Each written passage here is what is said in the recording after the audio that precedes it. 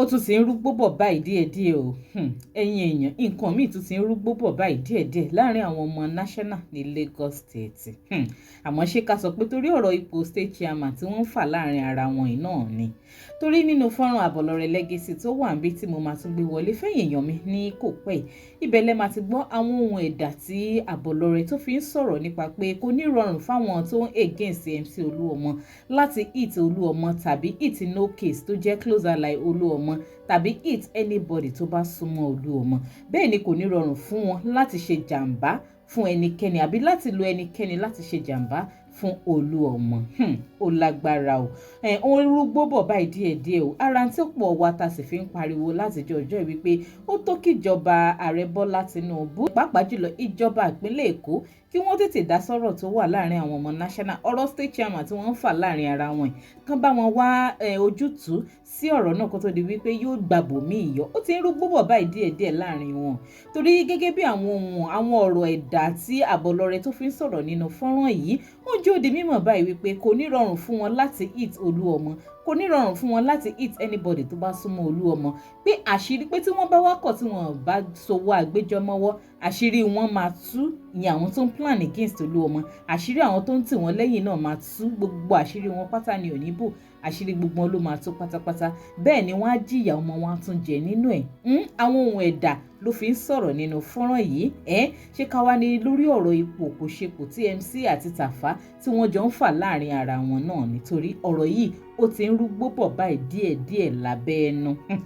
kó tó di pé yóò wá bú síta ó yẹ kí ìjọba ó tètè dìde kan bá wọn lọ́wọ́ sí ẹ̀yin èèyàn mi ẹ má jẹ́ rojọ́ jìnnà ẹ jẹ́ ń gbé fọ́nrán àbọ̀lọ́rẹ́ legacy wọlé kẹ́ ẹ gbọ́ gbogbo àwọn ọ̀rọ̀ tó sọ nínú ẹ̀ kéde wá máa bá mi fèrè oyin náà lórí ẹ̀ sí kọ́mẹ̀ntì òun rèé ẹ jẹ́ ká jíjọ wò. àkọ́kọ́ ni pé ó máa hàdì fún yín gan o láti hit Oluomo o ó máa hàdì fún yín gan láti hit Oluomo either long distance or close range ó máa hàdì fún yín láti hit Oluomo ó dẹ̀ máa hàdì fún yín láti hit no case náà ó máa hàdì fún yín gan ṣùgbọ́n ṣọwárí operation tẹ wá believe pé another way round tẹ máa gbà pé ẹ máa dáràn ńlá s'Oluomo lọ́rùn tí gbogbo ayé máa gbọ́ ìyẹn náà máa hàdì fún yín ó ti cast mo dẹ̀ ti cast yẹ mo ti cast yín lórí ìyẹn ṣẹ́ni tẹ́lẹ̀tẹ́lẹ̀ ẹ máa ń sọ láàrin ara yín máa ń gbọ́ nísìnyí ẹ̀ ń rò mò ń gbọ́ báyìí ni bẹ́ẹ̀ ṣe ń rò náà lèmi ń gbọ́ ṣé ti yé now tó bá lérò pé ẹ máa hit èèyàn tó súnmọ́ Oluomo ọ̀ ẹ máa hit ẹni tó súnmọ́ Oluomo tó dẹ̀ ń bá yín ṣe mi mọ̀ báyà àwọn èèyàn gbọ́rọ̀ mi dáadáa bóyá ẹ máa hit ẹni tó súnmọ́ Oluomo tó dẹ̀ ń bá yín ṣe bóyá ẹ máa hit yẹn náà àìtẹ́ máa fi dáràn sí Oluomo lọ́rùn ìyẹn náà máa difficult fún yín o now jẹ́ kí n wá fún yín ní illustration méjì kékeré kan unknown soldier oríṣi méjì ló wà unknown soldier oríṣi méjì ló wà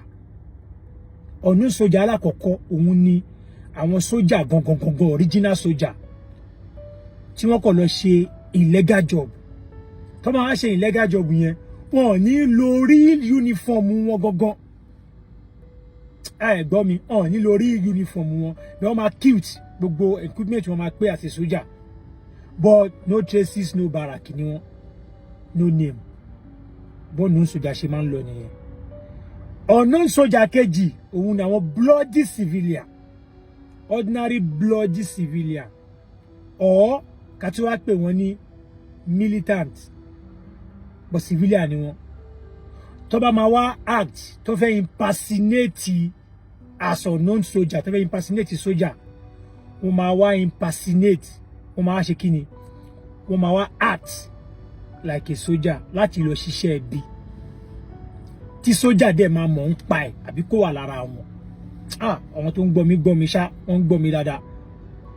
tó bá fẹ́ lọ impersonate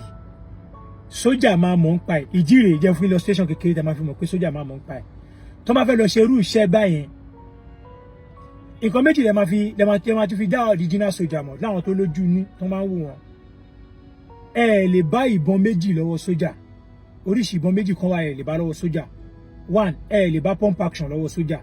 ẹ lè bá double barrel lọ́wọ́ sójà tẹ́ bá lọ́wọ́ sójà ìsídà kó wà nínú compound ilé ẹ̀ or kó wà ní farm ẹ lè bá ìbọn méjì yẹn lọ́wọ́ sójà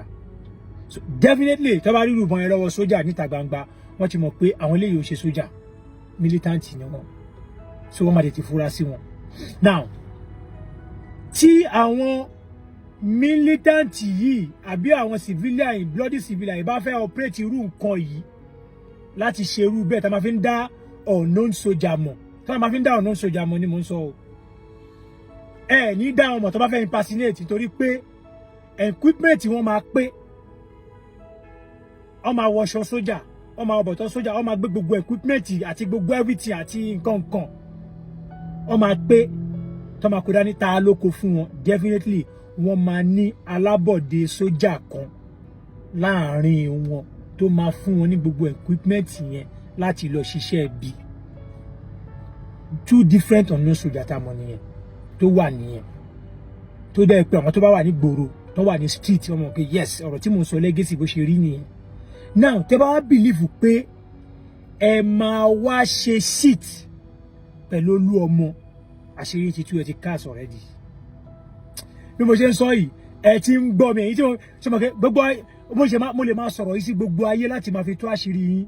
but àwọn ayé lè máa understand but èyí tí mò ń bá wí ẹ ti understand àníṣe ká máa padà wá sórí yín kò sí ẹ̀san dẹ̀ ń bọ̀ lórí yín ọmọ yín dẹ̀ máa jẹ́ ẹ jáwọ́ nínú ibi ẹ jáwọ́ nínú ìkà ẹ jáwọ́ nínú ìwà ìkà tó wà nù yín wọ́n sọ fún yín pé again Oluomo máa difficult láti hit fún yín o